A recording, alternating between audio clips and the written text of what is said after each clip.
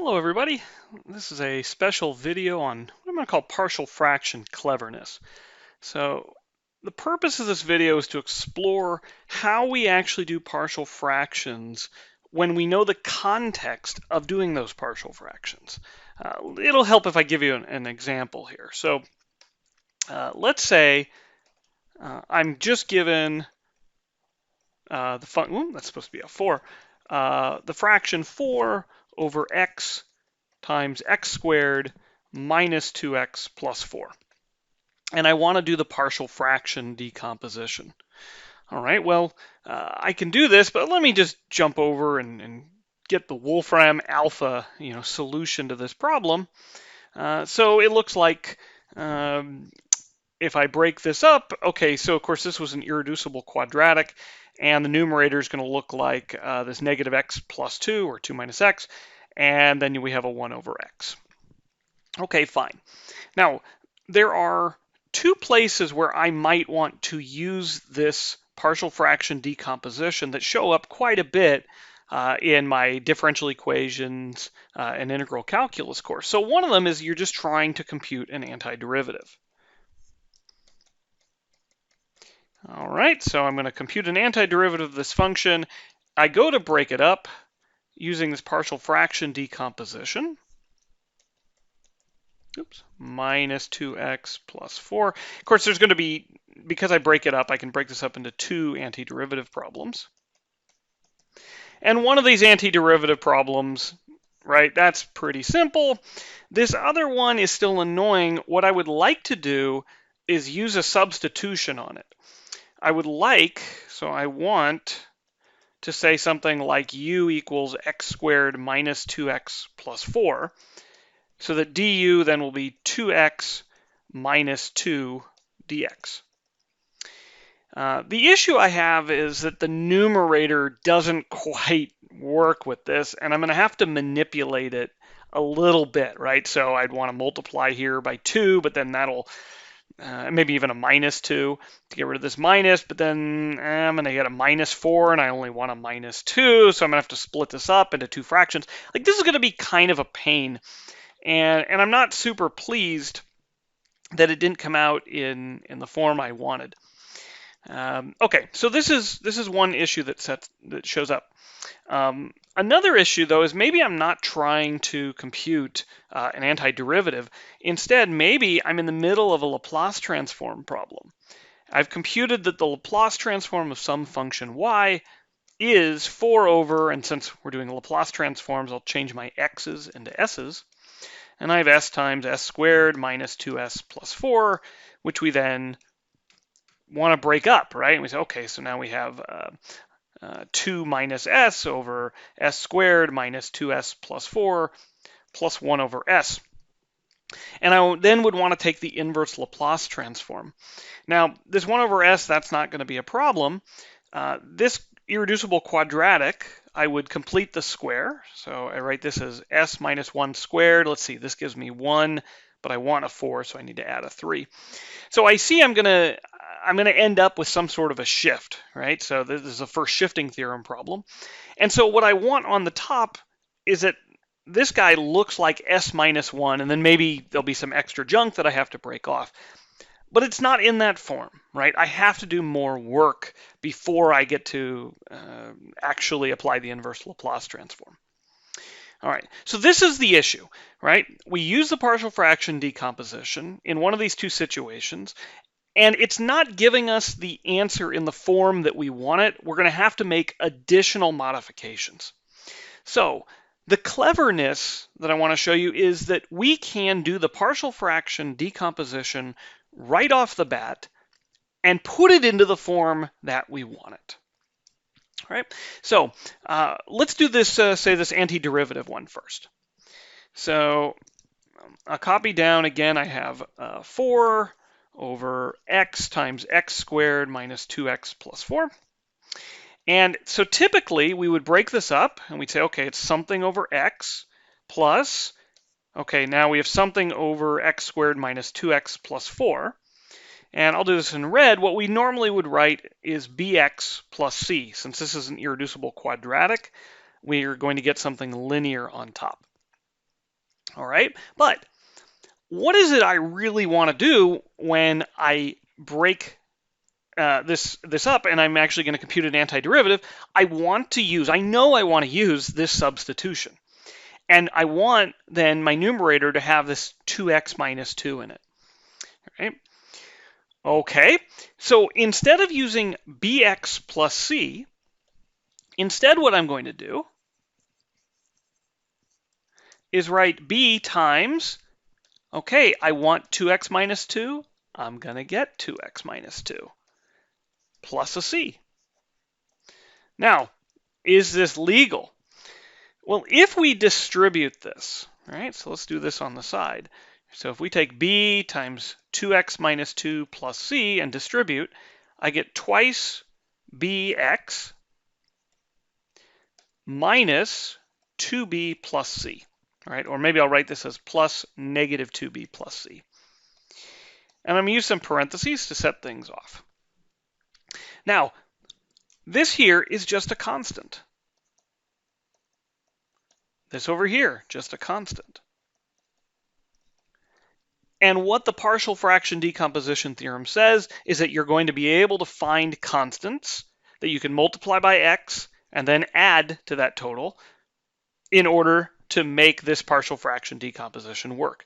The fact that we identify one of them as twice b and the other as negative twice b plus c is irrelevant, right? I have a constant times x plus a constant, just like before, where we had bx plus c, right? They're just a different b and a different c.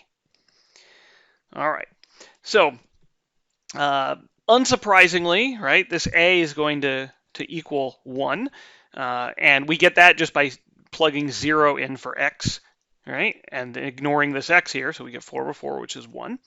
All right, so now let's see. To get the b and the c, we'll clear denominators. We're going to get 4 is equal to 1 times, okay, the x isn't going to be there, it'll be the other denominator, x squared minus 2x plus 4. Plus, all right, now we have, we have this distributed, right? So why don't we just keep it distributed? 2bx minus 2b plus c, or plus negative 2b plus c, times, okay, we kill that denominator and we just get an x. All right, so if I want to get the b, well, I guess I could use the highest degree term. So here I have a 2bx times x is 2bx squared. So 2bx squared. Then here I have a 1x squared, so plus 1. And that's equal to, well, there's no x squareds on the left. Okay, so 2b is equal to negative 1, and b is equal to negative 1/2. All right, and then let's try to get the c. For the c, well, let's see. I guess I'm only going to get it by hitting it with this x here. So let's see. Here I have how many x's? C x's. Well, that's going to get multiplied, so there's no x's from there. Here I have minus 2 x's. So c and then a minus 2. And on the left-hand side, there's no x's, so that's 0. And so c is equal to 2. Okay, so that means we can plug back in here a negative 1/2, and our c is now equal to 2. Excellent.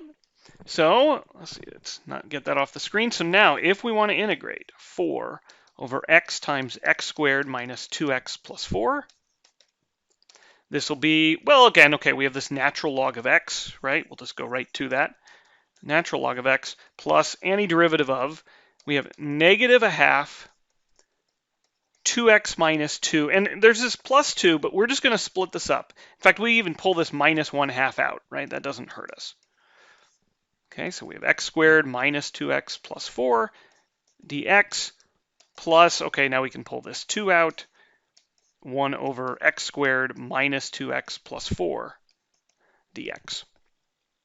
Okay, and the beauty is in this step, right? In this step, we already have the substitution set up and ready to go, right? Our u equals x squared minus 2x plus 4 is already ready. All right, so this will end up being what? If we make u equal to that, this whole thing goes away, and we'll get, so this whole bit will be minus 1/2 the natural log of x squared minus 2x plus 4. Okay, of course we have absolute values. All right, and I'm not going to spend time on this one here, right, because this is like a typical arctangent setup, right, that we have to play around with, right, and that's not the gist of this part.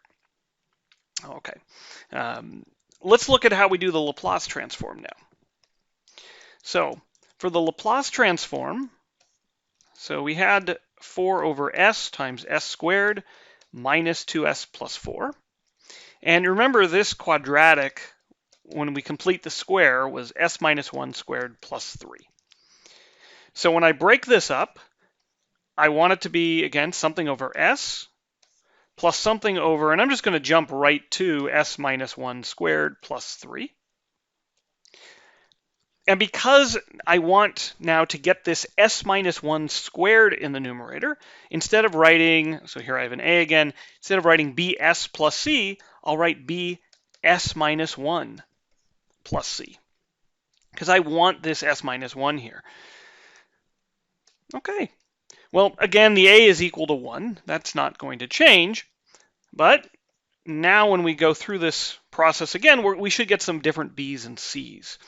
So here I'm going to get 1 times, and again I have s minus 1 squared plus 3 plus, well, let's see, we can distribute and we get bs minus or plus negative b plus c all times s. And let's see, how do we get the b? Well, let's see, let's get those squareds. So we have bs squared, and then over here we're going to get, we need one more parenthesis, we're going to get an s squared, so plus 1. And there's no s squareds on the left. And so here, b is negative 1.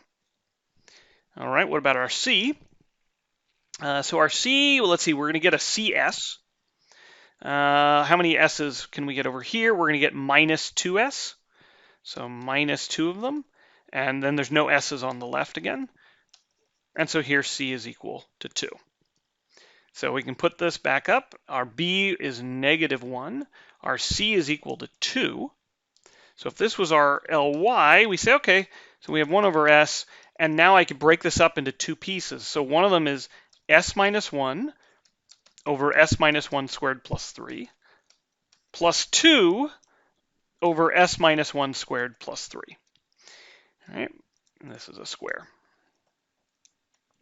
Okay, and when I now go to take my inverse Laplace transform, this is already ready to use the inverse first shifting theorem, right? So I know this is going to be given by this is the Laplace transform of, well, let's see, it's got the s on top, so this is a cosine of, well, that's a 3, so this is going to be the square root of 3t, and then we have e to the t, that was the shift, okay? And again, we'll have to fiddle a little bit with this constant to get it into the right format, but that's okay, right? Like that's easy enough to do, right? We can multiply here by a root 3 to get the root 3 that we want on top, and then we can divide by a root 3 to compensate, and we can just pull this 2 over here to the side.